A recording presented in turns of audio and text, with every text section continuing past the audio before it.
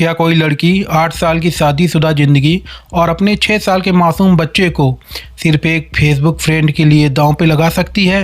कानपुर के फील खाना इलाके में जो हुआ उसने हर रिश्ते पर से भरोसा उठा दिया।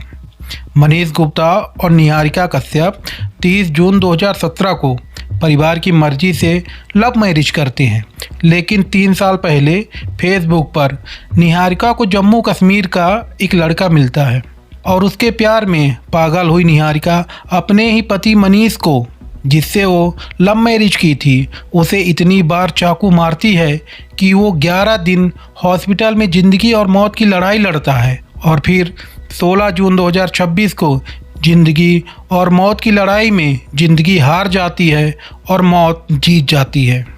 निहारिका का ये कैसा प्यार है कि एक लड़के से प्यार करती है और शादी करती है और फिर शादी के बाद उसे दूसरे लड़के से प्यार हो जाता है। कहानी की शुरुआत होती है साल 2017 से। फील खाना कानपुर में रामकिशोर गुप्ता रहते हैं। वो कपूर सप्लाई का कारोबार करते हैं। परिवार में उनकी पत्नी मीरा गुप्ता, बेटा मनीष और एक बेटी पूनम गुप्ता है। उनकी बेटी पूनम की शादी हो चुकी थी। उनका बेटा मनीष किराना बाजार में ब्रोकर का काम करता था। इसी दौरान उसकी मुलाकात एक निहारिका नाम की लड़की से हुई, जो एक स्कूल में टीचर थी। दोनों के बीच बात होने लगी, दोनों साथ घूमने लगे और फिर धीरे धीरे दोनों के बीच में प्यार हो गया। जैसे ये बात परिवार को पता चली तो परिवार वाले दोनों की शादी कराने की सोची और फिर दोनों के परिजन आपस में मिल के दोनों की शादी तय कर देते हैं और 30 जून 2017 को मनीष और निहारिका की शादी हो जाती है। शादी के बाद रामकिशोर गुप्ता के घर में खुशियों का माहौल था, क्योंकि उनके एकलौते बेटे की शादी हो गई थी और उनकी बहू घर आ गई थी। और इस खुशियों में 4 चांद तब लग गया जब शादी के 2 साल बाद घर में एक नन्हा बेटा पैदा हुआ, जिसका नाम प्रियांश गुप्ता रखा गया। घर में इकलौती बहू को सब बहुत पसंद करते थे। बहू के कहने पर ही रामकिशोर गुप्ता ने बेटे से ब्रोकर का काम बंद करवा के उसके लिए रामगंज में एक ऑफिस खोल दिया, जहां से वो कपूर का बिजनेस करने लगा। शादी के शुरुआती दौर में दोनों का रिलेशनशिप बहुत अच्छा था, इसलिए मनीष अपनी पत्नी को हमेशा कहीं न कहीं घुमाने ले जाता था। दोनों के बीच बहुत गहरा प्यार था। लेकिन समय बीतता गया और निहारिका को फेसबुक की ऐसी लत लग गई कि वो दिन रात उसी से चिपकी रहती थी। आज से 3 साल पहले निहारिका को फेसबुक में एक फ्रेंड रिक्वेस्ट आती है। फ्रेंड रिक्वेस्ट भेजने वाला जम्मू कश्मीर का रहने वाला था। उसके बाद दोनों की पहले मैसेंजर पे लंबी बातें होती हैं। मैसेंजर से बात करते करते दोनों ने फिर अपना नंबर एक्सचेंज करने का सोचा और अपना नंबर एक्सचेंज करने के बाद दोनों की फ़ोन में लंबी बात होने लगी। अब निहारिका ना अपने बच्चे पे ध्यान दे रही थी और ना ही अपने पति पर और ना ही अपने घर में। वो दिन रात फ़ोन पर चिपकी रहती थी। कोई कुछ बोलता था तो गुस्सा हो जाती थी और लड़ने को तैयार हो जाती थी। उसके इस व्यवहार को देखकर घर वाले बहुत परेशान हो गए। उसे जब भी समझाते और बोलते कि फ़ोन में क्यों दिन भर लगी रहती हो, कम से कम घर का तो नहीं अपने बेटे का तो ख्याल रखो। लेकिन निहारिका को ये सब बातें सुन के उसे गुस्सा आने लगता और हर बात में वो घर में लड़ाई करने लगती और बार बार पुलिस की धमकी देती, बोलती कि वो दहेज प्रताड़ना के केस में फंसा देगी। घर में सब लोग उसका ये रूप देखकर हैरान और परेशान हो जाते हैं, क्योंकि उन लोगों को कुछ समझ में नहीं आ रहा था कि आखिर निहारिका को ऐसे क्या हो गया, जो कभी इतनी अच्छी बहू थी, इतनी अच्छी घर में रहती थी, इतने अच्छे से व्यवहार रखती थी, आखिर वो ऐसे बदल क्यों गई, उसके साथ हो क्या रहा।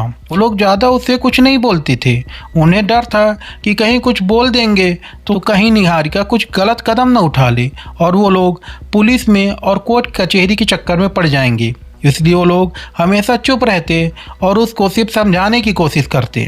लेकिन आज से 1.5 साल पहले एक दिन निहारिका अपने जम्मू कश्मीर वाले बॉयफ्रेंड से कॉल पर बात कर रही थी। उसी टाइम पे उसका बेटा रियांश उसे देख लेता है। इसके बाद वो वहाँ से भागते हुए अपने दादी और बाबा के पास पहुँचता है और बोलता है कि मम्मी अपने बॉयफ्रेंड से बात कर रही। निहारिका का 3 साल से बदला हुआ व्यवहार और उसका फ़ोन बिजी होने पे बनाया हुआ बहाना अब मनीष के समझ में आने लगा था, क्योंकि जब भी मनीष उससे पूछता कि तुम्हारा दिन भर फ़ोन कहाँ बिजी रहता है, तो वह कहती कि अपनी माँ और बहन से बात कर रही थी। लेकिन अब मनीष को पूरी सच्चाई पता चल चुकी थी। इसके बाद जब मनीष पता करता है तो पता चलता है कि 3 साल से निहारिका जम्मू कश्मीर के एक लड़के से बात करती है। ये जानकारी मिलते ही निहारिका पर मनीष और उसके घर वाले थोड़ा सख्ती करना शुरू कर देते हैं, जिसके बाद निहारिका तुरंत उन पे दहेज उत्पीड़न का आरोप लगाने लगती है। 1.5 साल पहले निहारिका महिला थाने में चली गई और वहां पे उसने मारपीट और दहेज उत्पीड़न की शिकायत दर्ज की। वहां उसने बोला कि शादी के 8 साल हो चुके हैं और ससुराल वाले उससे कैश मांगते हैं, गाड़ी की मांग करते हैं और मना करने पर उसे आए दिन मानसिक प्रताड़ित करते हैं। जिसके बाद पुलिस ने ससुराल वालों को बुलाया। मनीष और मनीष के घर वालों द्वारा वहां पे पूरी कहानी बताई गई तो पुलिस वाले ही दोनों में समझौता करवाते हैं और सुलह करके घर वापस भेज देते हैं। लेकिन निहारिका इतना सब करने के बाद उसके हौसले और बढ़ गए थे। उसे यही था कि यदि ये लोग रोक टोक भी लगाएंगे तो फिर से इनके ऊपर दहेज और मानसिक प्रताड़ना, घरेलू हिंसा का केस दर्ज कर देगी, जिस कारण ये लोग थोड़ा शांत रहते थे और डरे हुए थे। इधर निहारिका अब बिना किसी डर के खुलेआम दिन भर फोन में लगी रहती थी।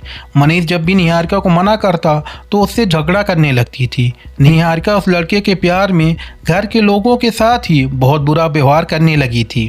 उसे अपना पति भी उस फेसबुक वाले बॉयफ्रेंड के लिए दुश्मन जैसा लगने लगा। अब वो उसे अपना पति नहीं बल्कि दुश्मन मानने लगी। 5 जून 2026 की दोपहर 1 बजे के लगभग निहारिका फ़ोन में बात कर रही थी। तभी मनीष आ जाता है। मनीष उसे फ़ोन पर बात करते देखता है तो उसी बात पर दोनों की बहस होने लगती है। बहस इतनी ज़्यादा हो जाती है कि निहारिका वहाँ से तुरंत किचन में जाती है और वहाँ से सब्जी काटने वाला चाकू लाती है और मनीष पे हमला कर देती है। मनीष दर्द से चीखने और चिल्लाने लगता है और पूरा कमरा खून से लाल हो जाता है। निहारिका बगल में खड़ी हो गई और उसे तड़पते हुए देखने लगी। चीख की आवाज़ सुनकर तुरंत मनीष के माता पिता वहां पहुंचते हैं और उसे तुरंत बिरहा रोड स्थित KPM हॉस्पिटल लेकर जाते हैं। लेकिन मनीष की हालत को देखकर वहां के डॉक्टर उसे तुरंत हेलट हॉस्पिटल में रेफर कर देते हैं। हेलट में मनीष का इलाज चलता है और जब वहां होश आता है तो मनीष अपने पिता को बताता है कि निहारिका उसे चाकू से जब मार रही थी उस टाइम पे उसका बॉयफ्रेंड फ़ोन पर बात कर रहा था और उसकी चीख सुनने के बाद निहारिका से उसने कहा कि आज इसका खेल ख़त्म कर दो।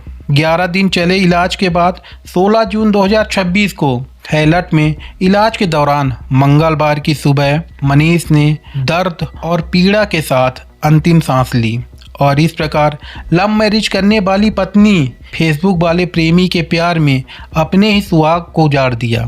मनीष के पिता की शिकायत पर 14 जून को पुलिस ने केस रजिस्टर्ड कर लिया और अब मनीष की मौत होने के बाद उसमें हत्या की धाराएं भी जोड़ दी गई हैं। पुलिस ने मनीष के पत्नी को अरेस्ट कर लिया है और जम्मू कश्मीर वाले बॉयफ्रेंड की गिरफ्तारी के लिए एक टीम बनाई जा रही। ये कहानी आज 17 जून 2026 तक की है। दोस्तों, निहारिका जैसी बहू, निहारिका जैसी पत्नी और निहारिका जैसी माँ के बारे में आप क्या बोलते हैं कमेंट्स बॉक्स में ज़रूर बताइएगा और इसी तरह क्राइम से रिलेटेड कहानी के लिए हमारे चैनल को सब्सक्राइब ज़रूर कर लीजिएगा, जहाँ पे आपको विस्तार से भी क्राइम स्टोरी मिलती हैं और जो लेटेस्ट क्राइम स्टोरी रहती हैं वो भी आपको मिलती हैं। वीडियो को लाइक और शेयर कीजिएगा, साथ ही चैनल को भी सब्सक्राइब जरूर करिएगा। मिलते हैं अगली वीडियो में, तब तक के लिए जय हिंद, जय भारत।